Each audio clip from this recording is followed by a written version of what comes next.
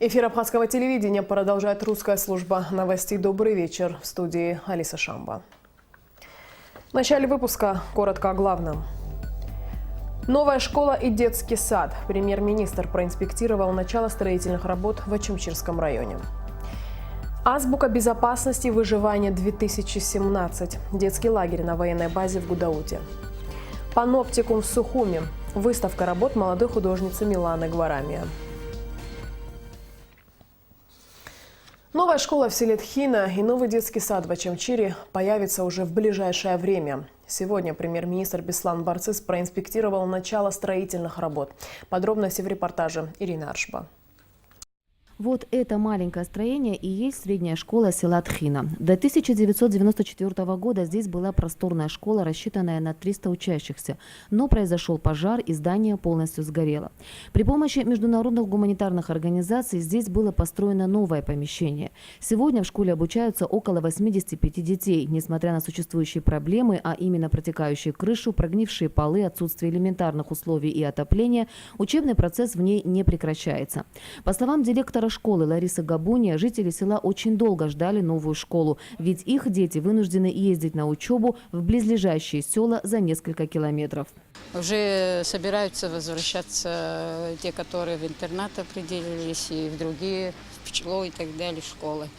Ну, надеемся, что если будет такая у нас красивая, уютная, удобная школа, желающих найдутся много. Этого мы давно ждали. Сбылась наша мечта. Работы по возведению новой школы начались месяц назад. Генеральным подрядчиком является фирма «Вефастрой». Бюджет работ – 84 миллиона рублей. Завершить строительство предполагается в 2019 году. Премьер-министр заинтересовался ходом строительства объекта и есть ли проблемы у подрядчика. По срокам все идет нормально? Все, да, все нормально, проблем никаких. Аванс у нас первая часть поступила, да, проблем никаких нет. На данный момент на начальной стадии у нас работает 6-7 человек. Дальше уже, когда мы начнем, уже объемы у нас выйдут, да, уже у нас до 20 минимум, я думаю, у нас человек будет. И все местные. Начиная от техники, у нас техника, соответственно, местная, рабочие все местные.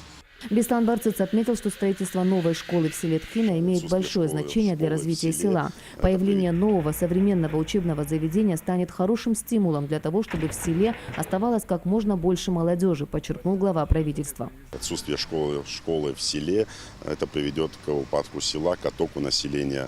Та ситуация, в которой сейчас обучались дети, она не совсем, она далека от необходимых условий. Тем не менее, до порядка 70 детей сегодня обучаются в этой школе.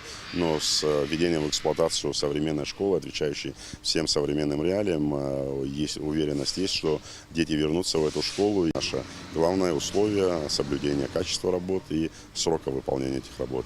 Затем Беслан Барцис ознакомился с ходом строительных работ нового детского сада в Ачамчире. Сметная стоимость проекта составляет 120 миллионов рублей.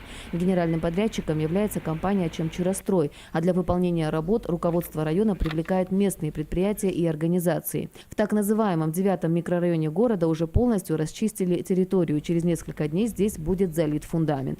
На данном этапе уже на днях, день-два, начинаем, вязку арматуры и установку опалубки. Будем заливать уже фундамент. На сегодняшний день в городе функционирует всего один детский сад. По словам заведующего отделом образования Ачамчирского района Феликса Джинджия, в этом году из-за нехватки мест более 80 детишек не смогли принять в дошкольное учреждение. Теперь появилась надежда, что к концу 2019 года эта проблема будет частично решена. Новый детский сад сможет принять более 120 детей. Как отметил заместитель руководителя администрации президента Атгур Лушба, работы по всем объектам российской инвестпрограммы должны быть завершены в срок. И финансирование, которое предусмотрено программой на текущий год, должно быть полностью освоено. Наша инспекционная поездка показывает о том, что работы ведутся в соответствии с проектно-сметной документацией, задержек и проблем у строителей нет.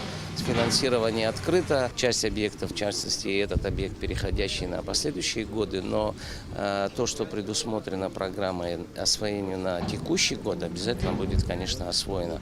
Это взято на особый контроль со стороны премьер-министра, со стороны президента, потому что есть и обязательства перед российской стороной о том, что мы будем системно, ритмично осваивать те денежные средства, которые выделены на эти цели. Премьер-министр Беслан Барцыц также побывал на месте утилизации хлора, которая проводится в эти дни в Ачамчирском районе сотрудниками МЧС республики. Министр по чрезвычайным ситуациям Абхазии Лев Квицени ознакомил Беслана Барцыц с процессом утилизации и отметил, что переработанный хлор не представляет никакой опасности для населения. Ирина Аршба, Алексей Гухава, Абхазское телевидение. МЧС Абхазии продолжает программу по утилизации контейнеров и баллонов с хлором. За время проведения мероприятия по всей республике было собрано более 100 контейнеров. Более 10 из них к сегодняшнему дню уже утилизировано. Вещество используется при обеззараживании воды на станциях водоподготовки, но вместе с тем при неумелом использовании хлор представляет серьезную опасность и может причинить значительный вред здоровью человека. МЧС просит жителей республики быть внимательными. В случае обнаружения контейнеров или баллонов с хлором немедленно обращаться в службу спасения. Об этом материал подготовлен пресс-службой спасательного ведомства страны. Значит, прижимается он строго за счет этого. Вот здесь вот сверлится отверстие. Сюда подсоединяется шланг. Научный сотрудник Института физической химии и электрохимии Российской академии наук Александр Новиков рассказывает об уникальном устройстве. Это изобретение ученый разработал собственноручно в ходе долгих опытов, а предназначено оно для извлечения хлора из специальных контейнеров. Нехитрый на первый взгляд механизм позволяет обезопасить и облегчить работу специалистов при нейтрализации химически опасного вещества. С этим устройством Новиков приезжает в Абхазию не впервые. Как и в 2008 году в республику он приехал по приглашению Министерства по чрезвычайным ситуациям, чтобы помочь реализовать программу по утилизации непригодных к использованию емкостей с хлором, которые используют при обеззараживании воды на станциях водоподготовки. В соответствии с распоряжением МЧС Абхазии принято решение утилизировать имеющиеся баллоны с хлором, которые в настоящее время практически они находятся в аварийном состоянии и подлежат утилизации. Хлор использовался в свое время и сейчас используется на водозаборе для обеззараживания воды питьевой. В первый приезд Новикова было утилизировано около 600 контейнеров. На сей раз утилизации подлежат более 100 специализированных емкостей, каждая из которых может вмещать 800 литров хлора. Некоторые из них пустые, есть и полные, но из-за технического брака они подлежат утилизации. Какие из них пустые, а какие полные, можно определить с помощью обычного молотка. Он вот так и звенит. Их два, по-моему. И вот это тоже там было. Но этот закрыт, а этот нахлебался.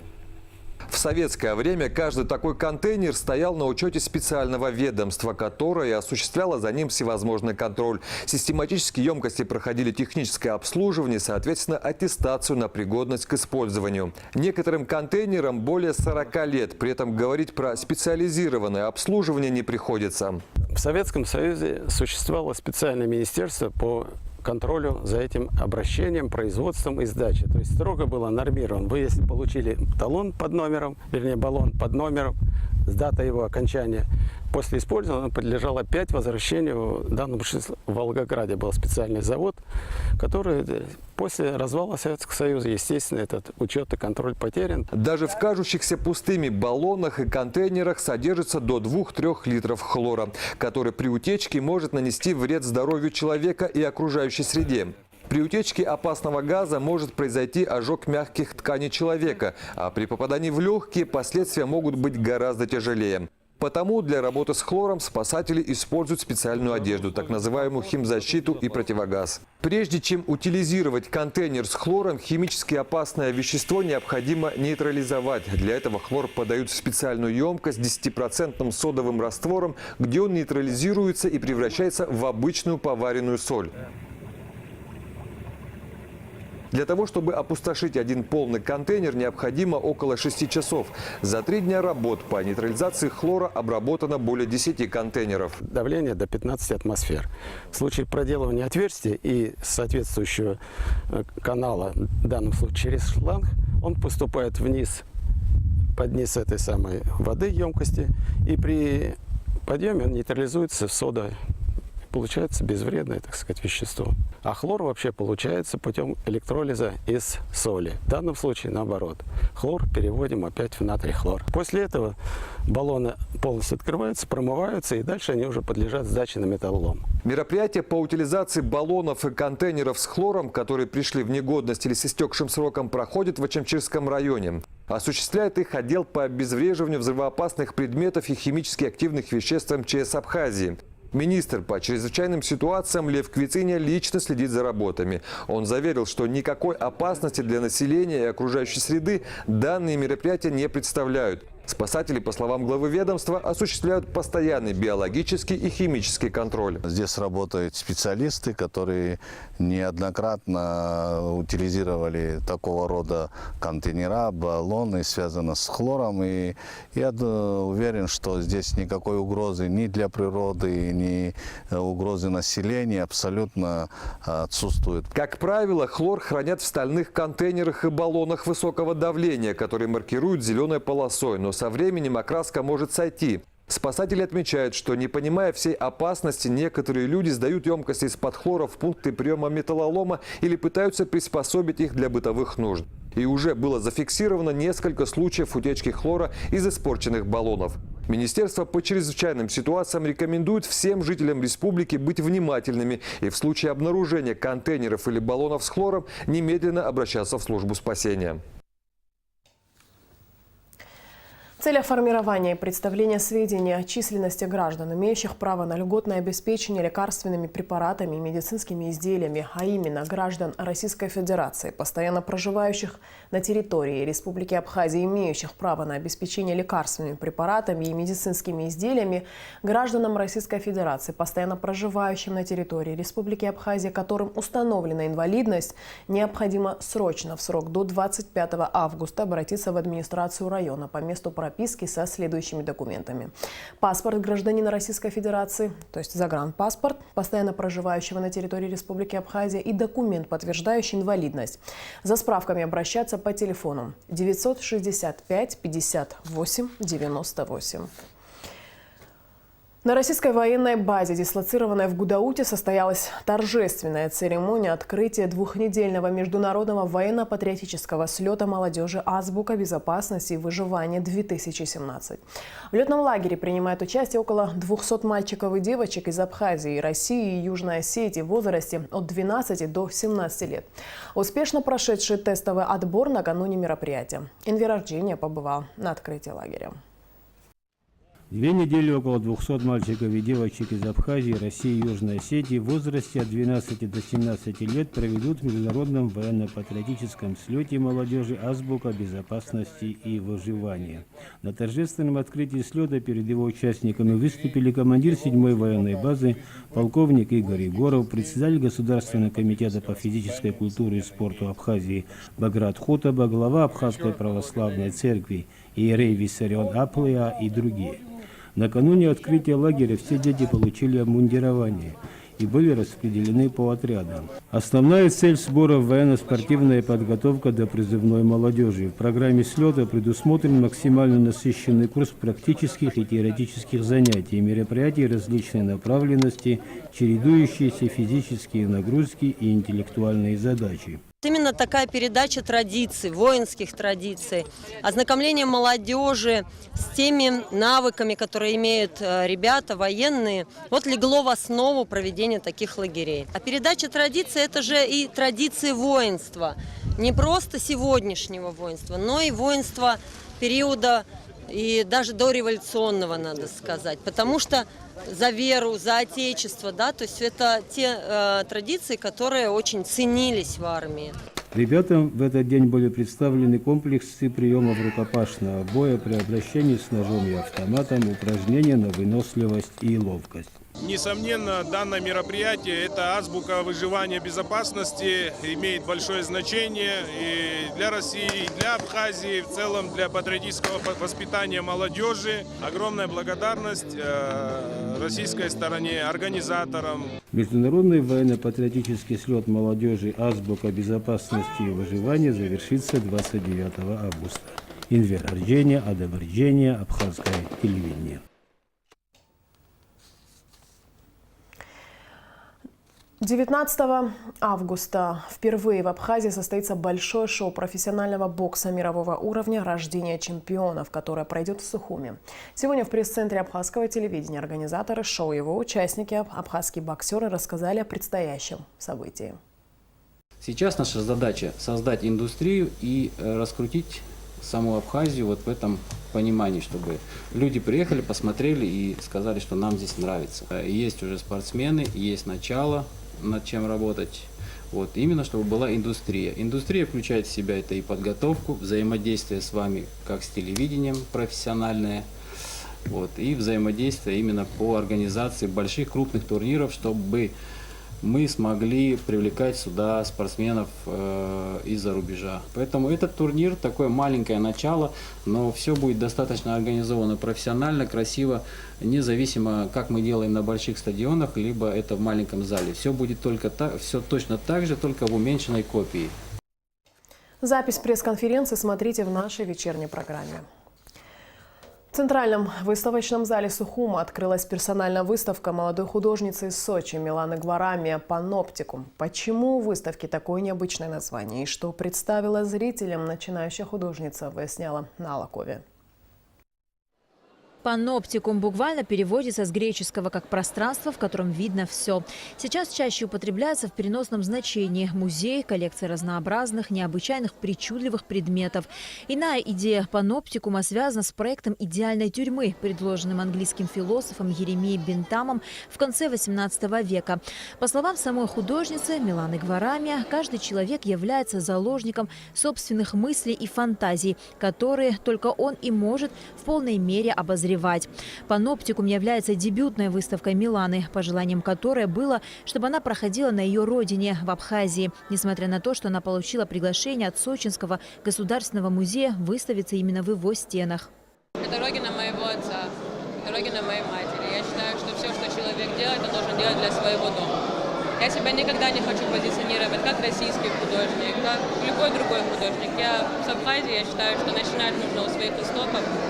И для меня это очень важно, так сказать. Мне предложили провести выставку в Сочинском государственном музее, но я отказалась, так как я посчитала нужным и правильным сделать это здесь и сейчас.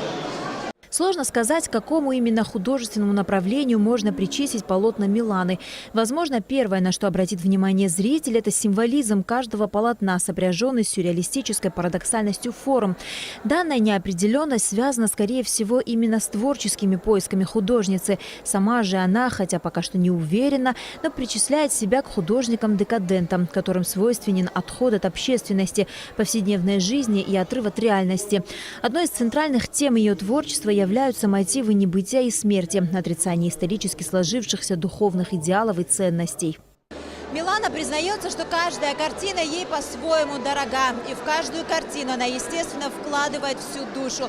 Однако эту картину под названием «Розовый кварц» молодая художница все-таки решила выставить на аукцион. Все вырученные деньги от продажи картины на аукционе пойдут в благотворительный фонд Ашана на лечение тяжело больных детей. Упомянутая картина была продана на аукционе за 150 тысяч рублей. И эти деньги пойдут в копилку культурно-благотворительного фонда Ашана. Помощь в организации выставки здесь, в Абхазии, оказала Адица Цикутания. Она с радостью откликнулась на предложение. Ко мне обратились с просьбой помочь в организации данного мероприятия. Я, естественно, не могла остаться в стороне, поскольку это мероприятие носит благотворительный характер. И для меня является большой честью быть причастной к такому делу. Мероприятие посетило большое количество людей, среди которых политические и общественные деятели, узнаваемые в стране лица и просто ценители и любители искусства. Посетители выставки покорил талант юной девушки, у которой еще даже нет соответствующего образования.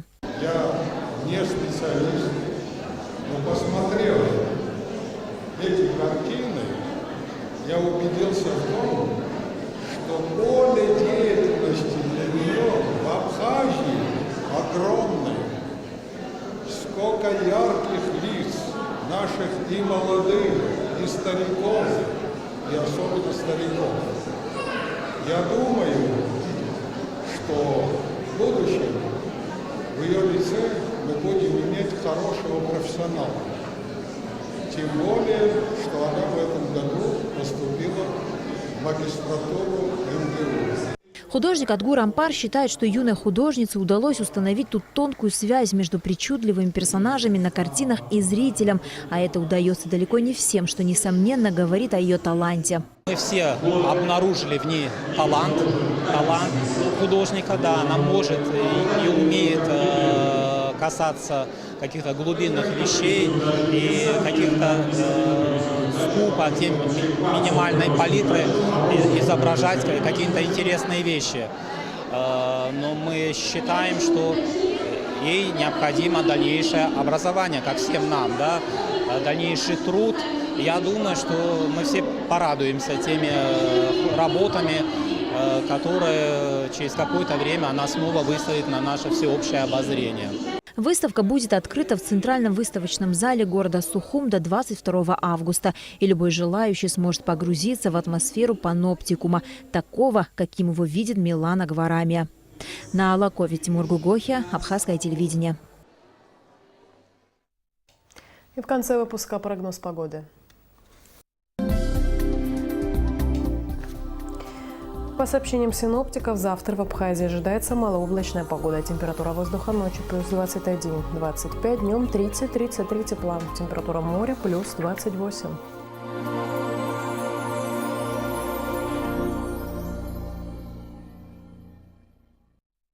На этом наш выпуск завершен. Всего доброго и до встречи в эфире.